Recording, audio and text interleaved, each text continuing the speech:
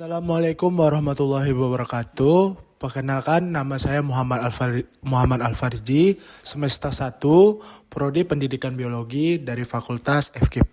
Nah, di sini saya akan diberi tugas dan saya akan menjelaskan tentang hakikat penciptaan manusia menurut Al-Quran. Nah, jadi tujuan video pembelajaran ini adalah kita bisa mengetahui hakikat penciptaan manusia dari Al-Quran dan juga hakikat penciptaan manusia menurut sains. Nah, jadi tujuan kita adalah mencari titik temu di mana dari perbedaan dua sudut pandang ini temunya itu di mana. Oke, baik. Masuk dari sudut pandang Al-Quran, teman-teman. Penciptaan Adam dalam Al-Quran dijelaskan melalui beberapa tahapan, dimulai dari tanah hingga menjadi manusia yang bernyawa. Adam diciptakan oleh Allah sebagai manusia pertama dan nabi pertama yang bertugas menyampaikan konsep tauhid serta menjadi pemimpin di bumi. Ya, konsep tauhid itu bisa juga kita bedah sedikit, yaitu konsep akan mengesahkan Allah atau mengesahkan Tuhan, yaitu hanya percaya ada Tuhan itu yang Maha Esa, hanya satu gitu. Oke, kita lanjut ya. Tahap penciptaan Adam pertama berasal dari tanah. Bahan dasar penciptaan Adam adalah tanah. Dan kedua adalah pembentukan tubuh. Setelah berupa tanah, Allah membentuk tubuh Adam. Yang ketiga adalah peniupan ruh. Allah kemudian meniupkan ruh ke dalam tubuh Adam, menjadikan manusia yang hidup. Dan waktu penciptaan Adam itu ada beberapa perintah. Pertama yaitu perintah kepada malaikat. Setelah Adam diciptakan, Allah memerintahkan para malaikat untuk bersujud kepadanya sebagai bentuk penghormatan atas ilmu yang diberikan kepada Adam. Namun, iblis menolak perintah ini karena merasa lebih mulia dari Adam yang diciptakan dari tanah, sehingga iblis menjadi makhluk yang indah. Dan itu juga kenapa iblis itu diusir dari surga, karena ya memang tidak menuruti perintah yang Allah berikan. Dan juga lanjut, Adam di surga. Allah menempatkan Adam dan istrinya Hawa di surga dan mengizinkan mereka untuk menikmati segala makanan yang ada di sana kecuali mendekati sebuah pohon terlarang. Iblis kemudian menggoda Adam dan Hawa untuk memakan buah dari pohon tersebut dengan mengatakan bahwa mereka akan menjadi malaikat atau hidup kekal jika memakannya. Oleh karena itu, Adam diusir dari surga turun ke bumi. Karena melanggar perintah Allah, Adam dan Hawa diturunkan ke bumi. Al-Quran tidak menjelaskan lokasi spesifik tempat mereka diturunkan. Adam kemudian memohon ampunan kepada Allah atas kesalahannya. Nah, oke, materi selanjutnya itu pendapat sains tentang penciptaan manusia. Nah, di sini ada memang perbedaan pendapat antara menurut Al-Quran dan menurut sains modern ya. Kehidupan dimulai dari materi anorganik yang menghasilkan organisme bersel tunggal. Organisme ini kemudian berevolusi dan berkembang biak secara seksual melalui tahapan evolusi yang panjang. Evolusi manusia modern Homo sapiens berevolusi dari primata purba melalui serangkaian perubahan bertahap selama jutaan tahun. Proses ini melibatkan perubahan fisik seperti peningkatan ukuran otak, perubahan struktur tulang, dan perkembangan kemampuan berjalan tegak. Ada beberapa bukti-bukti evolusi, contohnya satu adalah fosil. Penemuan fosil-fosil manusia purba memberikan bukti fisik tentang perubahan evolusioner yang terjadi dari waktu ke waktu.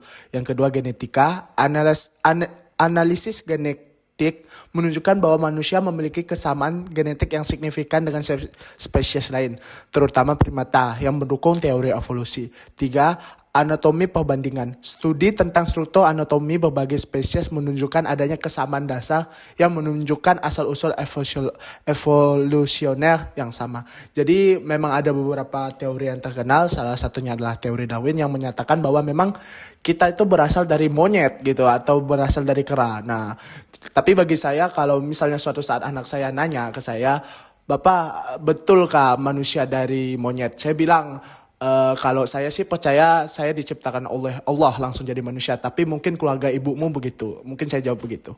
Dan kita lanjut adalah komponen penting dalam kehidupan. Dua komponen penting yang harus ada dalam permulaan terjadinya kehidupan adalah material genetika dan membran sel. Dalam keduanya, materi tanah terlihat dominan. Pandangan Al-Quran dan sains mengenai penciptaan manusia memiliki perbedaan signifikan, tetapi juga ada titik temu yang bisa dijembatani. Berikut penjelasannya. Oke, beberapa perbedaan utama adalah di mekanisme penciptaannya. Al-Quran menerangkan bahwa Allah menciptakan Adam secara langsung dari tanah dan meniupkan ruh ke dalamnya. Proses ini bersifat ilahi dan tidak melalui evolusi bertahap seperti yang dijelaskan dalam sains. Sedangkan menurut sains menjelaskan bahwa manusia berevolusi dari primata purba melalui proses evolusi yang panjang dan bertahap yang melibatkan seleksi alam dan perubahan genetik. Dan ada peran interpretasi ilahi. Al-Quran menekankan peran langsung intervensi ilahi dalam penciptaan Adam. Artinya ilahi ya berarti memang ada ikut campur suatu identitas atau suatu yang absolut yang kita yang kenal sebagai agama muslim itu Allah. Memang ada ikut campur dalam penciptaan manusia. Sedangkan sains berfokus pada penjelasan mekanisme alami dan proses fisik yang dapat diamati dan diuji. Tapi ada beberapa titik temu yang menjembatani tentang penciptaan Adam oleh Al-Quran ataupun oleh sains. Nah, ini titik temu antara penciptaan Adam yang di sudut pandang Al-Quran dan sudut pandang sains, yaitu asal-usul dari tanah atau unsur. Ya, di Al-Quran menyebutkan bahwa Adam diciptakan dari tanah, dan sains menjelaskan bahwa kehidupan berasal dari materi anorganik, termasuk unsur-unsur yang ditemukan dalam tanah yang membentuk organisme pertama. Beberapa ilmuwan muslim mencoba menjembatani kedua pandangan ini dengan menginterpretasikan tanah sebagai unsur-unsur kimia yang menjadi dasar kehidupan. Proses bertahap. Al-Quran meskipun penciptaan Adam secara khusus dijelaskan sebagai kejadian langsung, beberapa ayat dalam Al-Quran juga menyebutkan proses penciptaan yang bertahap. Sains menekankan proses evolusi yang bertahap selama jutaan tahun. Beberapa cendekiawan mencoba menyelaraskan kedua pandangan ini dengan menginterpretasikan ayat-ayat Al-Quran yang menyebutkan proses bertahap sebagai tahapan evolusi yang dijelaskan oleh sains. Oke, berarti bisa kita ambil kesimpulan secara fundamental Al-Quran dan sains menawarkan penjelasan yang berbeda mengenai asal-usul manusia. Al-Quran menekankan penciptaan langsung oleh Allah, sementara sains menekankan proses evolusi alami. Meskipun ada perbedaan, beberapa interpretasi mencoba menjembatani kedua pandangan ini dengan mencari titik temu dalam konsep asal-usul dari tanah dan proses bertahap. Jadi memang kedua sudut pandang ini sebenarnya bertolak belakang. Satu memang yang kita mempercayai hal gaib ya tentang ilahi, sedangkan satunya memang harus ada bukti sains, teori-teori dan eksperimen-eksperimen.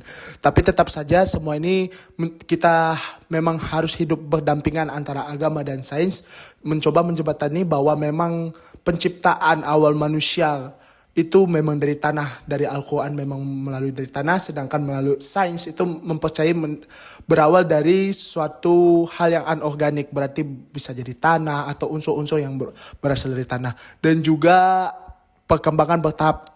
Kalau di sains itu tentang bertahap bahwa manusia itu berevolusi dari primata menjadi manusia seperti modern seperti sekarang yang udah bisa berdiri tegak. Sedangkan dalam Al-Quran memang bertahap juga tapi tidak dijelaskan spesifik berevolusi, tapi memang waktu penciptaannya di beberapa ayat itu menjelaskan bahwa penciptaan manusia juga bertahap. Dan saya kutip surah Al-Hajj, yaitu isinya, "Hai manusia, jika kamu dalam keraguan tentang kebangkitan dari kubur, maka ketahuilah sesungguhnya kami telah menjadikan kamu dari tanah, kemudian dari setetes mani, kemudian dari segumpal darah, kemudian dari segumpal daging yang sempurna kejadiannya dan yang tidak sempurna, agar kami jelaskan kepada kamu dan kami tetapkan dalam rahim apa yang kami kehendaki sampai waktu yang sudah ditentukan. Kemudian kami keluarkan kamu sebagai bayi." Ya, itu adalah surah Al-Hajj ya. Mungkin itu sekian saja dari saya. Terima kasih.